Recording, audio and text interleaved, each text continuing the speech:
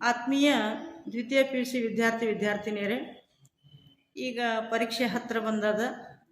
Specially ಈ ವರ್ಷ 1 ಅಂಕದಿಂದ ನಿಮಗೆ 20 ಮಾರ್ಕ್ಸ್ ಸಿಗ್ತಾ ಇದ್ದಾವೆ.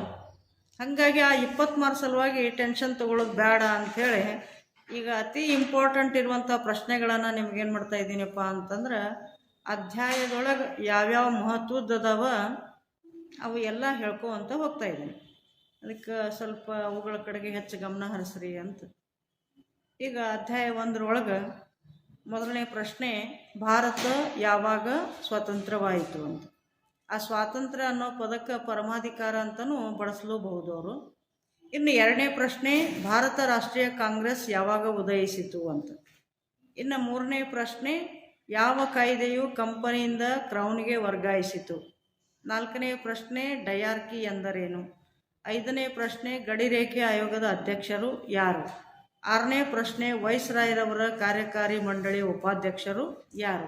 ಇನ್ನು 7ನೇ ಪ್ರಶ್ನೆ, ಪ್ರಥಮ ಸಾರ್ವತ್ರಿಕ ಚುನಾವಣೆ ನಡೆದದ್ದು ಯಾವಾಗ ಅಂತ. ಯಾವ ದೇಶವನ್ನು ಜಗತ್ತಿನ ಬೃಹತ್ ಪ್ರಜಾಸತ್ತಾತ್ಮಕ ದೇಶ ಅಥವಾ ರಾಷ್ಟ್ರ ಎಂದು ಕರೆಯುತ್ತಾರೆ. ನೆಕ್ಸ್ಟ್, ಪ್ಯಾರಾಮೌಂಟ್ ಸಿ ಎಂದರೇನು. ಆಪರೇಷನ್ ಪೋಲೋ ಎಂದರೇನು. ಇನ್ಸ್ಟ್ರೂಮೆಂಟ್ ಆಫ್ ಆಕ್ಸೆಷನ್ ಎಂದರೇನು. ಆಮೇಲೆ ರಾಜ್ಯಗಳ ಏಕೀಕರಣದ ರೂವಾರಿ ಯಾರು. ಇನ್ನು ಅದೇ ರೀತಿಯಾಗಿ ಉಕ್ಕಿನ ಮನುಷ್ಯ ಎಂದು ಯಾರನ್ನು ಕರೆಯುತ್ತಾರೆ. ಭಾರತದಲ್ಲಿ ಸಂಯುಕ್ತ ವ್ಯವಸ್ಥೆಗೆ ಯಾವ ಕಾಯ್ದೆಯು ಅವಕಾಶ ಕಲ್ಪಿಸಿತು. ಇನ್ನು ಪ್ರಥಮ ಲೋಕಸಭೆಯ ಸ್ಪೀಕರ್ ಯಾರು. ಇವುಗಳು ಅತಿ ಮಹತ್ವದ ಮತ್ತು ಈಗಾಗಲೇ ಸಾಕಷ್ಟು ಬಾರಿ ಪ್ರಶ್ನೆ ಪತ್ರಿಕೆಯಲ್ಲಿ ಬಂದಿರುವಂಥ ಪ್ರಶ್ನೆಗಳಿದ್ದಾವೆ. ಇನ್ನು ಅಧ್ಯಾಯ 2ಕ್ಕೆ ಸಂಬಂಧಿಸಿದಂಗೆ ಚುನಾವಣೆ ಪದದ ಮೂಲ ಪದ ಯಾವುದು ಅಂತ. ಭಾರತದಲ್ಲಿ ಮತ ಚಲಾಯಿಸಲು ಕನಿಷ್ಠ ವಯೋಮಿತಿ ಎಷ್ಟು. ಭಾರತದಲ್ಲಿ ಎಂತಹ ಪಕ್ಷ ಪದ್ಧತಿ ಇದೆ. ನಮ್ಮಲ್ಲಿ ಬಹುಪಕ್ಷ ಪದ್ಧತಿ ಅದ. ಇನ್ನು NDA, UPA, ಆಮೇಲೆ ನೋಟಾ NOTA ಅಂತ ಇವುಗಳು ವಿಸ್ತರಿಸಿ ಅಂತ ಬರ್ತಾ ಇದೆ. ಪಕ್ಷಾಂತರ ನಿಷೇಧ ಕಾಯ್ದೆ ಎಂದರೇನು ಅಥವಾ ಪಕ್ಷಾಂತರ ಎಂದರೇನು. ಪಕ್ಷಾಂತರಕ್ಕಿರುವಂಥ ನಾನಾ ಹೆಸರುಗಳು ಯಾವುವು. ಈ ರೀತಿಯಾಗಿ 3ರಲ್ಲಿ ಒಂದು ಪ್ರಶ್ನೆ ಬರ್ತಾ ಇದೆ. ಇನ್ನು ಅಧ್ಯಾಯ 3ಕ್ಕೆ ಸಂಬಂಧಿಸಿದಂಗೆ ರಾಜ್ಯಾಡಳಿತ ಮತ್ತು ಜಿಲ್ಲಾಡಳಿತಕ್ಕೆ ಸಂಬಂಧಿಸಿದಂಗೆ ಮುಖ್ಯಸ್ಥರು ಯಾರು. ಈವರೆಗೂ ಬಹಳ ಸಾರಿ ನಮ್ಗೇನು ಮಾಡಿದಾರಪ್ಪ ಅಂತಂದ್ರೆ ಜಿಲ್ಲಾಡಳಿತದ ಮುಖ್ಯಸ್ಥ ಯಾರು ಅಂತ ಕೇಳಿದ್ದಾರೆ. ಅದಕ್ಕೆ ಈ ಸರಿ ನೀವು ರಾಜ್ಯಾಡಳಿತದ ಮುಖ್ಯಸ್ಥರು ಯಾರು ಅಂತಲೂ ನೋಡ್ಕೊಳ್ಬೇಕಾಗ್ತದೆ.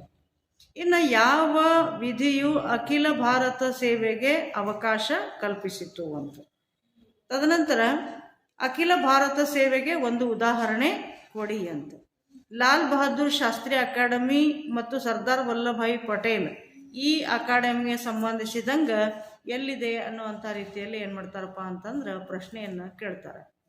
ಇನ್ನು 4ನೇ ಅಧ್ಯಾಯಕ್ಕೆ ಸಂಬಂಧಿಸಿದಂಗೆ ನಾಸಿಕ್ ಕಲಾರಾಮ್ ದೇವಸ್ಥಾನವನ್ನು ಮೊದಲು ಪ್ರವೇಶಿಸಿದ ದಲಿತ ನಾಯಕ ಯಾರು ಅಂತ ಕೇಳ್ತಾರೆ. ಅದರಲ್ಲಿ ಡಾಕ್ಟರ್ BR ಅಂಬೇಡ್ಕರ್ ಉತ್ತರ ನೀವು ಬರಿಬೇಕಾಗ್ತದೆ.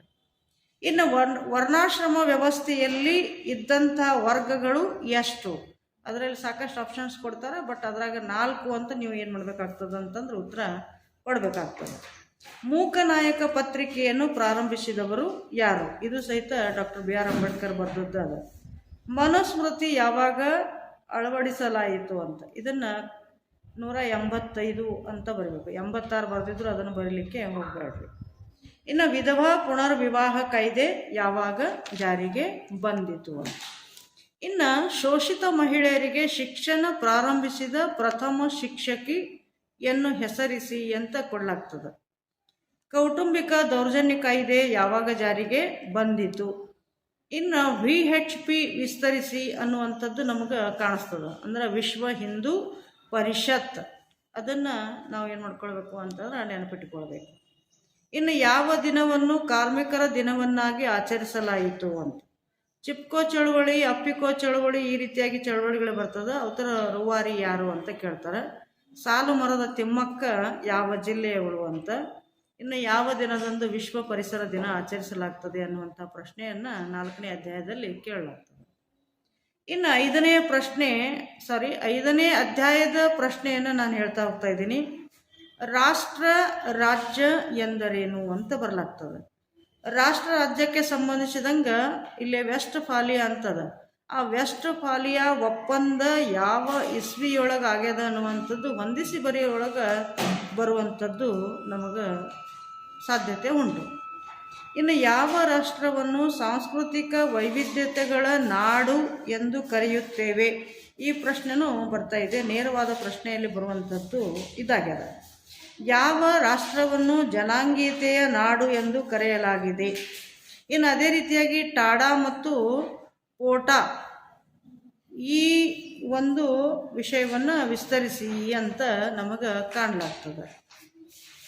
ಸ್ವೀಡನ್ ಭ್ರಷ್ಟಾಚಾರದ ವಿರೋಧಿ ಸಂಸ್ಥೆಯನ್ನು ಏನೆಂದು ಕರೆಯುತ್ತಾರೆ ಅಂತ ಕೇಳ್ತಾರೆ. ಅದಕ್ಕೆ ಇಲ್ಲೇ ಉತ್ತರ ನಾವು ಒಂಬುಡ್ಸ್ಮನ್ ಅಂತ ಒಂದು ನೆನಪಿಟ್ಕೋಬೇಕು. ನಾವು ಲೋಕಪಾಲ್ ಮತ್ತು ಲೋಕಾಯುಕ್ತರನ್ನು ಯಾರು ನೇಮಿಸುತ್ತಾರೆ? CMP ವಿಸ್ತರಿಸಿ ಅಂತ, ಕಾಮನ್ ಮಿನಿಮಮ್ ಪ್ರೋಗ್ರಾಮ್ ಇದು. ಇನ್ನು ಅಸ್ಮಿತೆ ರಾಜಕಾರಣವನ್ನು ಯಾರು ಗುರುತಿಸಿದರು? LGBT ವಿಸ್ತರಿಸಿ ಅಂತ ಬರ್ತದೆ. ಇನ್ನು ಲೆಸಸ್ ಫೇರ್ ಎಂದರೇನು ಅಂತ ಅಧ್ಯಾಯ 7ಕ್ಕೆ ಸಂಬಂಧಿಸಿದಂಗೆ ಬರ್ತಾ ಇದೆ. ನೇಪಾಳದಲ್ಲಿ ಮ್ಯಾಗ್ನೆ ಕಾರ್ಟ್ ಎಂದು ಯಾವುದನ್ನು ಕರೆಯಲಾಗಿದೆ ಅಂತ ಕೇಳ್ತಾರೆ ಪ್ರಶ್ನೆ. ಅಂತಾರಾಷ್ಟ್ರೀಯ ಸಂಬಂಧ ಎಂಬ ಪದವನ್ನು ಮೊದಲು ಬಳಸಿದವರು ಯಾರು? ಜೀನ್ ಬೋಡಿನ್ ರವರ ಕೃತಿಯನ್ನು ಹೆಸರಿಸಿ ಅಂತ ಬರ್ತದೆ. ಈಗ ಈ ವಿಷಯಕ್ಕೆ ಸಂಬಂಧಿಸಿದಂಗೆ ಹೇಳ್ಬೇಕು ಅಂತಂದ್ರೆ ದಿ ರಿಪಬ್ಲಿಕಾ ಕಾ ಅನ್ನುವಂಥ ಪದ ಅಲ್ಲಿ ಇದ್ದಿದ್ದಾದ್ರೆ ಅಂದ್ರೆ ದಿ ರಿಪಬ್ಲಿಕಾ ಅನ್ನುವಂಥ ಪದ ಇತ್ತಪ್ಪ ಅಂತಂದ್ರೆ ಜೀನ್ ಬೋಡಿನ್ ಬರ್ದದ್ದು. ಅದೇ ಪ್ಲೇಟೋ ಆಗಿದ್ದಪ್ಪ ಅಂತಂದ್ರೆ ದಿ ರಿಪಬ್ಲಿಕ್ ಅಷ್ಟೇ ಬರ್ತದೆ. ಮತ್ತು ಇನ್ನೊಂದು ಹೆಸರು ಏನದಪ್ಪ ಅಂತಂದ್ರೆ ಈ gene ಬೋಡಿನ್ದು 6 books on the Republica ಅಂತದ. ಅಷ್ಟೆಲ್ಲ ಕೊಟ್ಟರು ಅಂದ್ರೆ ಓಕೆ, ನಿಮ್ಗೆ ಕನ್ಫ್ಯೂಸ್ ಆಗಲ್ಲ. ಮತ್ತು ಬರೀ ದಿ ರಿಪಬ್ಲಿಕಾ ಮತ್ತು ದಿ ರಿಪಬ್ಲಿಕ್ ಹಿಂಗೆ ಕೊಟ್ರಪ್ಪ ಅಂತಂದ್ರೆ ಅವಾಗ ನೀವು ಚಾಯ್ಸ್ ಮಾಡುವಂಥದ್ದು ದಿ ರಿಪಬ್ಲಿಕಾ ಅಂತ ಪಡಿಸ್ಬೇಕಾಗ್ತದೆ. ಇನ್ನು ವೆಸ್ಟ್ಫಾಲಿಯಾ ಒಪ್ಪಂದ ಯಾವಾಗ ನಡೆಯಿತು? ಅಂತಾರಾಷ್ಟ್ರೀಯ ನ್ಯಾಯಾಲಯ ಎಲ್ಲಿದೆ? ವಿಶ್ವಸಂಸ್ಥೆಯ ಪ್ರಧಾನ ಕಚೇರಿ ಎಲ್ಲಿದೆ? ಅಂತಾರಾಷ್ಟ್ರೀಯ ನ್ಯಾಯಾಲಯದಲ್ಲಿ ಎಷ್ಟು ನ್ಯಾಯಾಧೀಶರು ಇರುತ್ತಾರೆ? ಇನ್ನು ಏಕಪಕ್ಷ, ದ್ವಿಪಕ್ಷ, ಬಹುಪಕ್ಷ ಅನ್ನೋ ರೀತಿಯಲ್ಲಿ ನಾವು ಹೆಂಗೆ ಹೇಳಿದ್ವೋ ಹಂಗೆ ಏಕ, ದ್ವಿ ಮತ್ತು ಬಹು ರಾಷ್ಟ್ರಾಧಿಪತ್ಯ ಎಂದರೇನು ಅಂತ ಕೇಳುವಂಥದ್ದು ಅದ. ಈಗಾಗಲೇ ಬಹು ರಾಷ್ಟ್ರಾಧಿಪತ್ಯ ಅನ್ನೋದ್ರ ಬಗ್ಗೆ ಕೇಳಿದಾರೆ. ಈಗ ಏಕ ಮತ್ತು ದ್ವಿಪಕ್ಷಕ್ಕೆ ಸಂಬಂಧಿಸಿದಂಗೆ ಇಲ್ಲಿ ನಿಮಗೆ ಈ ವರ್ಷ ಬರಲೂಬಹುದು. ಇನ್ನು ಸಾರ್ಕ್ ಯಾವಾಗ ಅಸ್ತಿತ್ವಕ್ಕೆ ಬಂದದ ಅನ್ನುವಂಥದ್ದು ಇಲ್ಲೇ ಹೇಳಲಾಗಿದೆ. ಅಂದರೆ 7, 8, 9 ಅಧ್ಯಾಯಕ್ಕೆ ಸಂಬಂಧಿಸಿದಂಗೆ ನಾನು ಪ್ರಶ್ನೆಗಳನ್ನು ಹೇಳಿದ್ದೀನಿ. ಇವು ಅತಿ ಮಹತ್ವದ ಪ್ರಶ್ನೆಗಳಿದ್ದಾವೆ. ಇವುಗಳ ಕಡೆಗೆ ಅತಿ ಜಾಗರೂಕತೆಯಿಂದ ನೀವು ನೋಡ್ಕೊಂಡಿದ್ದಾದ್ರೆ 20 ಅಂಕ ಸರಳವಾಗಿ ಸಹಜವಾಗಿ ತಗೊಳ್ಳಿಕ್ಕೆ ಅವಕಾಶ ಆಗ್ತದೆ. ಹಾಗಾಗಿ ವಿದ್ಯಾರ್ಥಿನಿಯರೇ ಇವುಗಳ ಕಡೆಗೆ ಗಮನ ಇಡ್ರಿ. ಮತ್ತೇನಾದರೂ ನಿಮಗೆ ತಿಳಿಲಿಲ್ಲಪ್ಪ ಅಂತಂದ್ರೆ ನನಗೆ ಕಮೆಂಟ್ ಮಾಡಿ ಹೇಳ್ರಿ. ನಾನು ನಿಮಗೇನು ಮಾಡ್ತೀನಪ್ಪ ಅಂತಂದ್ರೆ ಅವುಗಳ ಬಗ್ಗೆ ತಿಳಿಸಿ ಹೇಳಲಿಕ್ಕೆ ಪ್ರಯತ್ನ ಮಾಡ್ತೀನಿ. Thank you very much.